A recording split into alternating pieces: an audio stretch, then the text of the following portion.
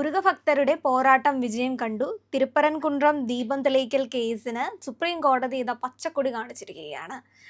തെളിയിച്ചു, ഒരു പ്രശ്നവുമില്ല, സുരക്ഷ കൂടി ഒരുക്കണമെന്നാണ് പറഞ്ഞിട്ടുള്ളത്. വിജയ് സർക്കാരിന് ഒരു തിരിച്ചടിയല്ലേ ഇത്? പിന്നെ സംശയമുണ്ട്. തിരുപ്പരൻകുன்றത്തുള്ള ദീപത്തൂൺ 1000 വർഷങ്ങൾക്കധികം പഴക്കമുള്ള ഒരു മോണമെൻ്റാണ് ഈ ദീപത്തൂൺ. അവിടെ എല്ലാ കാർത്തിക നക്ഷത്രത്തിൻ്റെ അന്നും അവിടെ വിളക്ക് തെളിയിക്കും. കാർത്തികൈ ദീപം എന്നാണ് പറയുക. ദീപത്തൂണിൽ കാർത്തികൈ ദീപം തെളിയിക്കും. അത് മുരുക ഭക്തർക്ക് വളരെയധികം പ്രാധാന്യമുള്ള ഒരു ഉത്സവമാണ്, ചടങ്ങാണത്. ഇപ്പോൾ അടുത്ത കാലത്തായിട്ട് കണ്ടുവരുന്നൊരു കാരണം, ഇത് മുസ്ലിങ്ങളുടെ മതപരമായ ഒരു സ്ഥാപനത്തിനടുത്താണ് ഇതുള്ളത്. അതുകൊണ്ട് അവിടെ വിളക്ക് തെളിയിക്കാൻ പറ്റില്ല. അത് സമാധാനത്തെ ബാധിക്കും, കമ്മ്യൂണൽ ഹാർമണീനെ ബാധിക്കും എന്നൊക്കെയാണ് പറയുന്നത്. ഈ ദീപത്തൂൺ വന്ന് 1000 വർഷങ്ങൾക്ക് ശേഷമാണ് ഏതോ ഒരു സിക്കന്ദർ മിർസ എന്നിട്ട് പറഞ്ഞ ആളുടെ ദർഗ അവിടെ വന്നത്.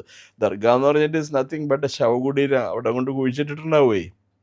അപ്പോൾ അവിടെ ആർക്കാ പ്രയോറിറ്റി കിട്ടേണ്ടത്? അത് ആയിരക്കണക്കിന് വർഷങ്ങൾ പഴക്കമുള്ള ദീപത്തൂണിനാണോ, അതോ ഈ ഇന്നാൾ വന്ന 500 വർഷം അല്ലെങ്കിൽ 400 വർഷം പഴക്കമുള്ള ഈ ദർഗയ്ക്കാണോ പ്രാധാന്യം കൊടുക്കേണ്ടത്? ഇത് രാമജന്മഭൂമി ക്ഷേത്രത്തിൻ്റെ അതിനുവേണ്ടി നടത്തിയ സമരത്തിൻ്റെ മറ്റൊരു വകഭേദമാണിത്.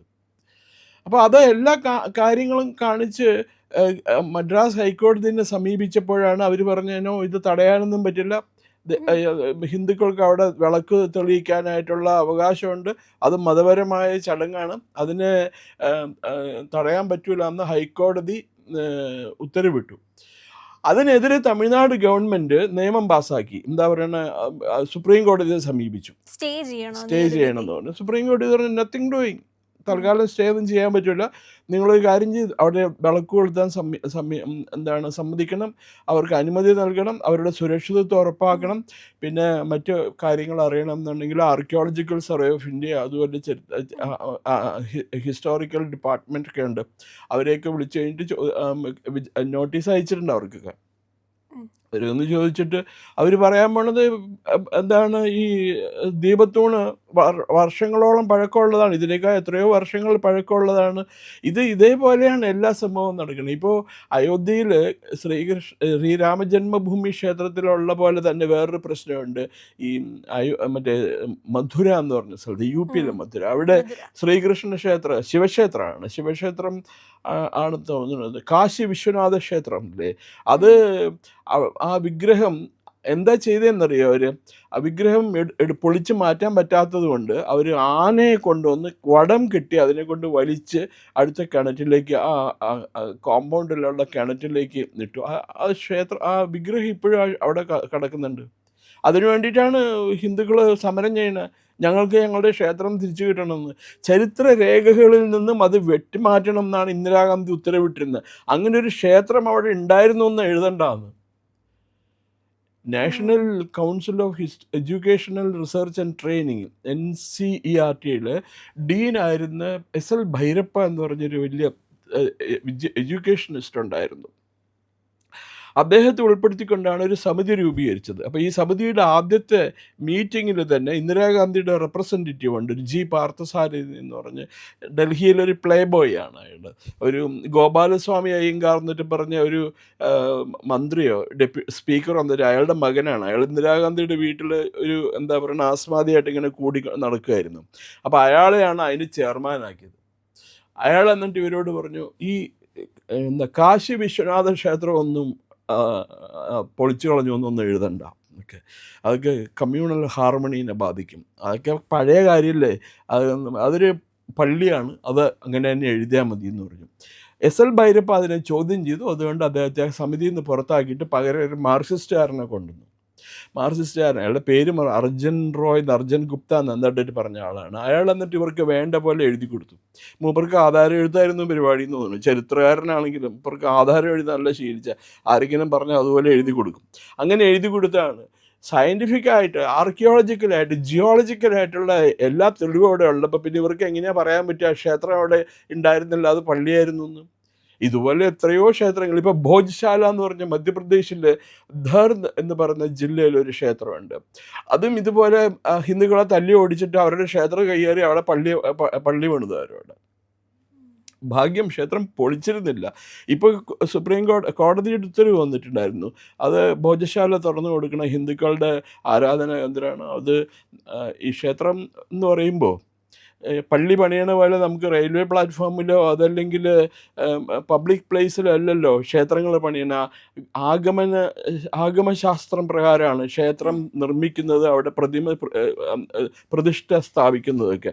അങ്ങനെ പണിത് കഴിഞ്ഞാൽ ആ പ്രതിഷ്ഠയ്ക്ക് ജീവൻ വെച്ചു എന്നുള്ളതാണ് അർത്ഥം. അപ്പോൾ അതനുസരിച്ചിട്ടുള്ള ആചാര ചടങ്ങുകൾ നടത്തിയേ പറ്റുമെന്ന് സുപ്രീം കോടതിയുടെ വിധി ഇതിനു മുമ്പ് ഉണ്ടായിട്ടുണ്ട്. അപ്പൊ ഈ ദീപം തെളിയിച്ചു കഴിഞ്ഞാൽ അവിടെ എന്ത് ഒരു വകയും സമാധാന നടക്കാൻ പ്രശ്നമാണ് പോണില്ല. നടക്കുന്നത്? അവർക്ക് അവരുടെ മുസ്ലിംസിനെ പ്രീണിപ്പിക്കുക. ഇപ്പോൾ മുസ്ലിംസ് ഒന്നോ രണ്ടോ മൂന്നോ പേരാണ്, അവർക്ക് കുഴപ്പമില്ല. പക്ഷേ ഈ മുസ്ലിം സമുദായത്തിലെ കുറേ പ്രമാണിമാരുണ്ട്, ഈ കുറേ താടിക്കാരന്മാരും തൊപ്പിയും വെച്ചുകൊണ്ട് നടക്കണില്ലേ, മുറ്റത്തിറക്കമുള്ള മുണ്ടുകൊടുത്തോണ്ട്, ഇവരാണ് ഏറ്റവും വലിയ പ്രോബ്ലം ഉണ്ടാക്കുന്നത്. They are Islamic fanatics. അവരാണ് എല്ലാത്തിലും പ്രശ്നം ഉണ്ടാക്കുന്നത് മുഴുവനും. ഇപ്പം നമ്മൾ ഈ കേക്ക് all India Muslim personal law board ഇങ്ങനെ പറഞ്ഞു എന്നൊക്കെ പറഞ്ഞു ഇവിടുത്തെ പത്രങ്ങളൊക്കെ വാർത്ത കൊടുക്കും. എന്തെന്ന് all India Muslim personal law board? It is a private organisation. പേര് കേൾക്കുമ്പോൾ നമ്മൾ വിചാരിക്കുന്നത് കണ്ട് വലിയ ഭയങ്കര കൊമ്പത്ത് ഐക്യരാഷ്ട്രസഭയായിട്ട് ഇതുള്ള പരിപാടിയാണെന്നൊക്കെ ആയിരിക്കും. ഒന്നുമല്ല, ശുദ്ധ തട്ടിപ്പ്. ഈ വഴി കൂടി നടക്കുന്ന കുറേ കോവാലന്മാരുണ്ടല്ലോ, താടിയും വെച്ച് മറ്റേ ഇതോടെയൊക്കെ ചുമപ്പിച്ചുകൊണ്ട് നടക്കുന്ന കുറേ കോയന്മാരുണ്ട്. അവരാണ് അതിൻ്റെ തലപ്പത്തിരുന്നുകൊണ്ട് തീരുമാനിക്കണം. അത് കേൾക്കുമ്പോൾ ഇന്ത്യയിലെ മതേതര ഗവൺമെൻറ്റുമാരൊക്കെ അവരുടെ മുമ്പിൽ പോയി നിന്ന് തൊഴും. ഭയങ്കര പേടിയാണ് അവർക്ക് വരെ. പിന്നെ വോട്ട് ബാങ്ക് ഇല്ലേ, 10-30%, 25% മറ്റേ മുസ്ലിംസ് ഉണ്ടെന്നുണ്ട് ഇപ്പോൾ ഇന്ത്യയിൽ. കള്ളക്കണക്ക് വഴിയാണ് നമ്മളെയൊക്കെ പറഞ്ഞ് പറ്റിച്ചാണ്. മുസ്ലിംസ് നല്ല ശതമാനം ഉണ്ട്. അവർ വിചാരിച്ചാൽ പലയിടത്തും എന്താ പറയുക കാൻഡിഡേറ്റ്സിനെ തോൽപ്പിക്കാൻ പറ്റും. അപ്പോൾ കോൺഗ്രസിൻ്റെയൊക്കെ മൊത്തം വോട്ട് ബാങ്കാണ് അവർ. വോട്ട് കച്ചവടമാണല്ലോ കോൺഗ്രസിൻ്റെ പണ്ട് തൊട്ടുള്ള പോളിസി, CPM-ൻ്റെ. പക്ഷെ ഈ വോട്ട് കച്ചവടം കോടതിക്കകത്തേക്ക് നടക്കില്ല.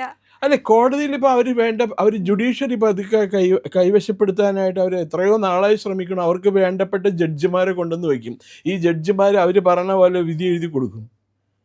അത് അവരുടെ കാലത്ത് നടന്ന കാലമാണ്. ഇപ്പം നമ്മുടെ കേശവാനന്ദ ഭാരതി കേസ് ഉണ്ടായിരുന്നു, ഓർമ്മയുണ്ടോ? ഭരണഘടനയിലെ ഈ എന്താ കേശവാനന്ദ ഭാരതിയുടെ ഒരു ഇളനീർ മഠമുണ്ട് കാസർഗോഡ്. അവിടുത്തെ 350-400 ഏക്കർ സ്ഥലം കേരള ഗവൺമെൻറ് ഏറ്റെടുത്തു. അപ്പോൾ അതിനെ ചോദ്യം ചെയ്തിട്ട് കേശവാനന്ദ ഭാരതി കേസ് കൊടുത്തതാണ് സുപ്രീം കോടതിയിൽ. Kesavananda Bharati versus state of Kerala കേസുണ്ട്. ആ കേസിൽ കേശവാനന്ദ ഭാരതിക്ക് അനുകൂലമല്ലാത്ത വിധി എഴുതാൻ വേണ്ടിയിട്ട് സുപ്രീം കോടതി ജഡ്ജിമാർ ഇന്ദിരാഗാന്ധിക്ക് വേണ്ട, അവർ പറയണ പോലെ കേൾക്കുന്ന സുപ്രീം കോടതി ജഡ്ജിമാരെ നിയോഗിച്ചു. അങ്ങനെയാണ് ഒരു ജസ്റ്റിസ് സിക്രിയോ എന്താണ്ടിട്ട് ആൾ ചീഫ് ജസ്റ്റിസ് ആയത്. ആ തീരുമാനത്തിൽ പ്രതിഷേധിച്ചിട്ടാണ് ജസ്റ്റിസ് ഖന്ന, അതുപോലെ വേറെ 2 പേര്, ഞാൻ ഇവരുടെ ഒന്നും പേര് ഓർക്കണില്ല, അവർ രാജിവെച്ചു. വലിയ സംഭവമായിരുന്നു. ഇന്ത്യയുടെ ചരിത്രത്തിൽ ആദ്യമായിട്ട് 3 ജഡ്ജിമാർ ഒരുമിച്ച് രാജിവെച്ചു. അവരുടെ സീനിയോറിറ്റി വയലേറ്റ് ചെയ്തിട്ട് ഈ മറ്റേ ഇന്ദിരാഗാന്ധിക്ക് യെസ് മാഡം എന്ന് പറയുന്ന അവരെ വിളിച്ചിട്ട് സുപ്രീം കോടതി ചീഫ് ജസ്റ്റിസായി പ്രൊമോട്ട് ചെയ്യുമ്പോൾ അതിൽ പ്രതിഷേധിച്ചിട്ടാണ് അവർ രാജിവെച്ചത്. ഇപ്പോഴും ഉണ്ട്, ഇടയ്ക്കിടയ്ക്ക് പേപ്പറിൽ കാണാമല്ലോ, ഒരു മുരളീധർ എന്ന് പറഞ്ഞ ഒരുത്തൻ ഐക്യരാഷ്ട്രസഭയുടെ ഏതോ ഇതായിട്ട് കൊണാൻഡറി, സുനിലിൻ്റെ ഭാഷയെ പറഞ്ഞാൽ അയാൾ മറ്റേ ഇസ്രായേലിനെ കുറ്റപ്പെടുത്തിക്കൊണ്ട് സ്റ്റേറ്റ്മെൻറ്റ് പുറപ്പെടുവിച്ചു. ഇവിടെയുള്ള കുറേ സെക്യുലർ മീഡിയാസ് അത് പബ്ലിഷ് ചെയ്തു. അത് കഴിഞ്ഞിട്ട് പിന്നെ അയാൾ ഈ പാറ്റ ജനതാ പാർട്ടി, കോക്രോച്ച് ജനതാ പാർട്ടിക്ക് അനുകൂലമായിട്ടൊരു സ്റ്റേറ്റ്മെൻറ്റ് പുറത്തിറങ്ങി. ഐക്യരാഷ്ട്രസഭയുടെ വലിയ ആളാണ് അയാൾ, ഇങ്ങനെ പറഞ്ഞു എന്ന് പറഞ്ഞു കൊടുത്തു. ഇയാൾ ആരായിരുന്നു? ഇയാൾ 2004 അമേഠിയിൽ സോണിയാഗാന്ധിയുടെ ഇലക്ഷൻ ഏജൻ്റായിരുന്നു. അതിന് ഇവർക്ക് ജയിച്ചതിന് ഒരു സ്മരണയ്ക്ക് ഉദ്ദിഷ്ട കാര്യത്തിന് ഉപകാര സ്മരണ എന്നുള്ള രീതിയിൽ ഇവനെ പിടിച്ച് ഡൽഹി ഹൈക്കോടതി ജഡ്ജാക്കി 2006. പിന്നെ അയാളുടെ പ്രൊമോഷൻ കിട്ടി മേഘാലയ ഹൈക്കോടതിയിൽ ചീഫ് ജസ്റ്റിസ്, അങ്ങനെ റിട്ടയർ ചെയ്തു. ഇപ്പം മുമ്പ് ഒരു മുഴുനീള കോൺഗ്രസ് പ്രവർത്തകനാണ്. ഈ തമിഴ്നാട്ടിൽ നിന്ന് പോയതാണ്. 嗯 എല്ലാ കേസും തോറ്റു തരും. വില തുച്ഛം, ഗുണം ഉറപ്പ്, ഞാൻ തൂക്കുന്നുള്ളതിൽ ഉറപ്പാണ്. അതുപോലത്തെ ഒരു വക്കീലായിരുന്നു അയാൾ. അപ്പം അങ്ങനെ പല പല സംഭവമുണ്ട്. ഇപ്പോൾ കേരളത്തിൽ തന്നെ ഇപ്പോൾ ഗുരുവായൂർ അടുത്തൊരു ചാവക്കാടുള്ളൊരു ശിവക്ഷേത്രമുണ്ട്, മണത്തല ശിവക്ഷേത്രമുണ്ട്. മണത്തല എന്ന് പറഞ്ഞ പേര്. അപ്പോൾ ഈ മണത്തല ശിവക്ഷേത്രം നൂറ്റാണ്ടുകൾ പഴക്കമുള്ള ക്ഷേത്രമാണ്. അവിടെ ഇടക്കാലത്ത് ഒരു മുസ്ലിം പള്ളി വന്നു. അപ്പോൾ ഈ മണത്തല ശിവക്ഷേത്രത്തിലെ ആഘോഷം, അതിനെന്താ പറയണ, ഈ ആറാട്ടെന്ന് പറയും. അതിങ്ങനെ വലിയ ഘോഷയാത്രയായിട്ട് പോകുമ്പോൾ ഈ പള്ളിയുടെ മുമ്പിൽ കൂടി വേണം പോകാനായിട്ട്. ആ പള്ളി വരുന്നതിന് മുമ്പ് പോയിക്കൊണ്ടിരുന്നു. പള്ളി വന്നതിന് ശേഷം അവർ പറഞ്ഞു, പള്ളിക്കാർ പറഞ്ഞു, നോ നോ നോ, ഇതിന് മുമ്പിൽ കൂടി കൊണ്ടുപോകാൻ പറ്റൂല, നിങ്ങളൊരു കാര്യം ചെയ്യും, ഇവിടെ പോകണമെന്നുണ്ടെങ്കിൽ മിണ്ടാണ്ട് പൊക്കോളണം, ഇവിടെ കൊട്ടും പാട്ടൊന്നും പറ്റൂല, പള്ളിയുടെ മുമ്പിൽ നിന്നിട്ട് ഇവിടെ ചെണ്ട കൊട്ടാനോ പി വിളിക്കാനോ ഒന്നും പറ്റൂല എന്ന് പറഞ്ഞ് ബഹളം ഉണ്ടാക്കി. ജനങ്ങൾ പറഞ്ഞിട്ടൊന്നും മനസ്സിലായില്ല അവർക്ക്.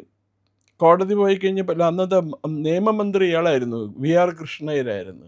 ഞാനത് 2-3 തവണ പറഞ്ഞിട്ടുണ്ട് ആ കാര്യം. കൃഷ്ണയ്യർ ആളെ ഭയങ്കര സൂത്രക്കാരനാണ്, കൗശലക്കാരനാണ്, കുറുക്കനാണ് കൃഷ്ണയ്യർ. മരിച്ചുപോയി, ഇപ്പോഴും നല്ലത് പറയാനുള്ളത്, നല്ല കുറുക്കനായിരുന്നു മൂപ്പര്.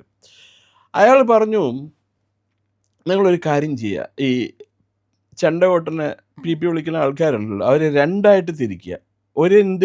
ഒരു വിഭാഗം ഈ ഘോഷയാത്രയുടെ മുമ്പിൽ നിൽക്കുക, ഒരു വിഭാഗം ഘോഷയാത്രയുടെ പുറകിൽ നിൽക്കുക. എന്നിട്ട് ഘോഷയാത്ര അമ്പലത്തിൽ നിന്ന് തുടങ്ങുമ്പോൾ എല്ലാവരും കൊട്ടിക്കോ പാടിക്കോ കുഴപ്പമില്ല. ഈ പള്ളിയുടെ ഒരു 50 മീറ്റർ ദൂരെ വരുമ്പോൾ നിങ്ങൾ കൊട്ടും പാട്ടി മുൻപിൽ നിൽക്കുന്ന ആൾക്കാർ നിർത്തണം.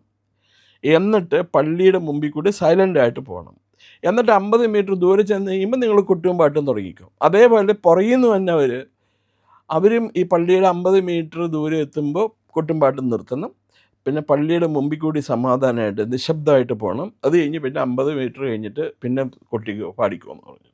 അപ്പോൾ അന്ന് നിലമ്പൂർ കോവിലത്തെ ഒരു ഭരതൻ തമ്പുരാനുണ്ടായിരുന്നു. വളരെ നല്ല ഒരു ഹൈന്ദവ വിശ്വാസിയും ഭക്തനുമായിട്ടുള്ള വ്യക്തിയാണ്. അതങ്ങനെ അയ്യരുടെ അടുത്ത് പറഞ്ഞു, പോയി പണി നോക്കാൻ പറഞ്ഞു, ഞങ്ങൾ എത്രയോ വർഷമായിട്ട് നടത്തണേ, ഞങ്ങൾക്ക് നിങ്ങളുടെ സഹായമൊന്നും വേണ്ട, അല്ലാണ്ട് ഞങ്ങൾ കൊട്ടാൻ പറ്റുമോ, മുഴുവൻ നിശബ്ദമായിട്ട് അല്ലാണ്ട് തന്നെ ഞങ്ങൾ കൊട്ടാനും പാടാനും പറ്റുമെന്ന് നോക്കട്ടെ എന്ന് പറഞ്ഞു. അവരങ്ങനെ നടത്തി. മണത്തല ശിവക്ഷേത്രത്തിൽ വലിയ വിജയം കണ്ടു. കോടതിയിൽ പോയില്ല എന്ന് തന്നെ തോന്നണേ എനിക്ക്. അല്ലാണ്ട് തന്നെ ഭരതൻ്റെ നേതൃത്വത്തിൽ സമരം നടത്തി വിജയിച്ചു അവർ. ഇത് അടിച്ചമർത്തുകയാണ് ഹിന്ദുക്കളെ. നമ്മളൊരുമാതിരി 3ാം കിട പൗരന്മാരാക്കുകയാണ്, കേരളത്തിലാണെങ്കിലും ഇന്ത്യയിൽ മൊത്തമായിട്ടാണെങ്കിലും. എന്തായാലും തമിഴ്നാട്ടിൽ മുരുകഭക്തർക്ക് ഒരു ആശ്വാസമാണ്. അതെ അതെ, തീർച്ചയായിട്ടും. ഇതുപോലെ എത്ര ക്ഷേത്രങ്ങൾ തന്നെ കാണാനില്ല. ക്ഷേത്രങ്ങളുടെ കീഴിലുള്ള റിയൽ എസ്റ്റേറ്റ്, ക്ഷേത്രങ്ങൾക്ക് പണ്ടൊക്കെ രാജാക്കന്മാർ എന്ത് ചെയ്യുന്നറിയാമോ, ഓരോ ക്ഷേത്രങ്ങളിലേക്ക്, മഹാക്ഷേത്രങ്ങളുണ്ട് തമിഴ്നാട്ടിൽ, അവിടേക്കൊക്കെ 1000കണക്കിന് ഹെക്ടർ ഭൂമി ഡൊനേറ്റ് ചെയ്യും. എന്തിനാണെന്നറിയാമോ, അത് കൃഷി ചെയ്ത് അതിൽ നിന്ന് കിട്ടുന്ന റിട്ടേൺസ് വഴി ഹൈന്ദവ സമൂഹത്തിലെ പാവപ്പെട്ട ജനങ്ങൾക്ക് വിദ്യാഭ്യാസവും പിന്നെ മരുന്ന്, അസുഖം വന്ന മരുന്ന്, ഇതെല്ലാം കിട്ടാനായിട്ടുള്ള ഇത് ചെയ്യാൻ വേണ്ടിയിട്ടാണ് അങ്ങനെ കൊടുത്തത്. ഇവരെന്ത് ചെയ്തു, DMK ഗവൺമെൻറ് അധികാരത്തിൽ വന്നപ്പോൾ ഇതെല്ലാം കളഞ്ഞു. ഇപ്പം അമ്പലത്തിലെങ്ങാണ്ട് 50,000 ഹെക്ടർ ഭൂമി, 1,00,000 ഹെക്ടർ ഭൂമി കാണാനില്ല അമ്പലങ്ങളിൽ. എല്ലാം എവിടെ പോയെന്ന് ആർക്കും അറിയാൻ പാടില്ല, എല്ലാം മേത്തന്മാർ കൊണ്ടുപോയി. This is what is happening. നമ്മൾ ഇത് മനസ്സിലാക്കണില്ല എന്നുള്ളതാണ്. ഇപ്പം നോക്കിയപ്പോൾ ഗുരുവായൂർ മണ്ഡലത്തിൽ, ഗുരുവായൂർ ദേവസ്വത്തിൽ മുസ്ലിം ലീഗ് കയറും, അവരുടെ ആൾ വരും, അവരുടെ ആൾ വന്ന് അവിടെ നിന്ന് പൈസ വലിച്ചുകൊണ്ട് പോകും. ഈ തിരുവിതാംകൂർ രാജകുടുംബത്തിൻ്റെ നിയന്ത്രണത്തിലായതുകൊണ്ട് മാത്രമാണ് ശ്രീ പത്മനാഭസ്വാമി ക്ഷേത്രത്തിലെ നിധി സുരക്ഷിതമായിട്ടിരിക്കുന്നത്. മാർക്സിസ്റ്റുകാരോ കോൺഗ്രസ്സുകാരോ മുസ്ലിം ലീഗ് എങ്ങാനും അവിടെ ചെന്നിരുന്നെങ്കിൽ അവിടെ അമ്പലം പോലും കാണില്ല. എല്ലാം നമ്മൾ പറയില്ലേ, നാണയം വിഴുങ്ങികളും കറൻസി വിഴുങ്ങികളും, അവരൊക്കെ അമ്പലം വിഴുങ്ങികളാണ് അവർ. പിന്നെ ഈ പിണറായി വിജയൻ തന്നെ മുസ്ലിമാന്നല്ലേ പറയണേ. എന്താ, ഞാൻ അടുത്ത കാലത്ത് വായിച്ചാണ്, മലേഷ്യൻ ടൈംസ് എന്ന് പറഞ്ഞ പത്രത്തിനകത്ത്, Malaysian Today or Malaysian Times പറഞ്ഞത്, അയാൾക്കൊരു മറ്റേ മഹാതീർ മുഹമ്മദ് എന്ന് പറഞ്ഞ് രാഷ്ട്രീയ അവിടുത്തെ പ്രധാനമന്ത്രിയുണ്ട്, അയാളുടെ ഛായയാണ് അയാൾക്കെന്നുള്ളത്. രണ്ടുപേരും ഏതാണ്ട് കേരളത്തിലെ ഒരേ പ്രദേശത്തു നിന്നുള്ളവരാണെന്ന് ഈ മഹാതീർ മുഹമ്മദ് തന്നെ പറഞ്ഞിട്ടുണ്ട്. അയാൾ മലപ്പുറത്തുകാരനാണ് മഹാതീർ മുഹമ്മദ്. അയാളുടെ കാരണം ഒരു മലപ്പുറത്ത് നിന്ന് പോയതാ. That is it. അപ്പോൾ ഇത് ഒരു വലിയ വിജയം തന്നെയാണിത്. അതല്ലെങ്കിൽ കുറച്ച് നാളുകൂടി കഴിഞ്ഞിട്ടുണ്ടെങ്കിൽ മുരുകൻ്റെയൊക്കെ അമ്പലത്തിൻ്റെ മുകളിൽ പച്ചക്കൊടി നാട്ടും. വേണ്ടി വന്നാൽ മുരുകൻ ഒരു പച്ച തൊപ്പിയും വെച്ചു കൊടുക്കും. അതൊന്നും ഉണ്ടാവാതിരിക്കണമെങ്കിൽ ഇങ്ങനെ ഒരു നിയമം കൊണ്ടുവരണം. ഈ കോയമാരെയും മുള്ളാക്കന്മാരെയും മൗലവിമാരെയും മുക്രിമാരെയൊക്കെ പാഠം പഠിപ്പിക്കണം ശരിക്കും. എന്ന് പറഞ്ഞാൽ അവരെ പറഞ്ഞ് മനസ്സിലാക്കിക്കണം. നിങ്ങൾ ഇവിടെ ഹിന്ദുക്കളെ പോലെ തന്നെ നിങ്ങൾക്ക് അംഗീകാരമുള്ളൊരു സമുദായമാണ്. നിങ്ങളുടെ സമുദായത്തിൽ വിശ്വസിക്കുക, അവരെ അവരുടെ ഇഷ്ടത്തിന് വിടുക. അവരുടെ ഇഷ്ടത്തിന് വിടുക എന്നാൽ അവർക്ക് അവരുടേതായ മതസ്വാതന്ത്ര്യമുണ്ട്, നിങ്ങൾക്ക് ലഭ്യമായിട്ടുള്ള സ്വാതന്ത്ര്യം പോലെ തന്നെ. ഇപ്പോൾ ഈ വഖഫ് ബോർഡിൽ എന്താ നടക്കണേ? വഖഫ് ബോർഡ് കാണുന്ന ഭൂമിയൊക്കെ വഖഫ് ഭൂമിയാണ്. ഈ ശബരിമലയൊക്കെ കുറച്ച് കഴിയുമ്പോൾ കേൾക്കാം ഏതെങ്കിലും കോയമാരുടെ ഭൂമിയായിരുന്നു എന്നും പറഞ്ഞുകൊണ്ട് വരും. അതിന് ഡോക്യുമെൻറ്റ്സ് ഒന്നും വേണ്ടല്ലോ ഇപ്പോൾ. പ്രിയപ്പെട്ട പ്രേക്ഷകരെ, ഞങ്ങൾ ഇന്ത്യ ലൈവ് പതിപോലെ നമ്മൾ പറയുകയാണ്, മാധ്യമങ്ങളിൽ വരാത്ത, മറ്റു മാധ്യമങ്ങൾ പറയാത്ത വാർത്തകളാണ് നിങ്ങളുടെ മുന്നിലേക്ക് കൊണ്ടുവരുന്നത്. ഇത് പറയാൻ ഞങ്ങൾക്ക് പ്രേരണയും ശക്തിയും നിങ്ങളാണ്. നിങ്ങൾ ഞങ്ങളുടെ കൂടെ ഉണ്ടാവണം. ഞങ്ങളുടെ ചാനൽ സബ്സ്ക്രൈബ് ചെയ്യണം. നമുക്കൊരു ചാനൽ കൂടിയുണ്ട്, C4N C4N മലയാളം. അപ്പോൾ ആ ചാനലും കൂടി ഒന്ന് സബ്സ്ക്രൈബ് ചെയ്യണം. ഇന്ത്യ ലൈവ് ഉറപ്പായിട്ടും ചെയ്യണം. C4N കൂടെ, C4N, C എന്ന് പറഞ്ഞാൽ ക്രെഡിബിൾ, ഫോർ എൻ നേഷൻ, രാജ്യം. നമ്മുടെ രാജ്യത്തിന് വേണ്ടിയാണ്. രാജ്യം വിട്ട് ഒരു കാര്യവും ഇന്ത്യ ലൈവിനില്ല. അതുകൊണ്ട് ഞങ്ങളുടെ കൂടെ ഉണ്ടാവണം എന്നുകൂടി അഭ്യർത്ഥിക്കുന്നു.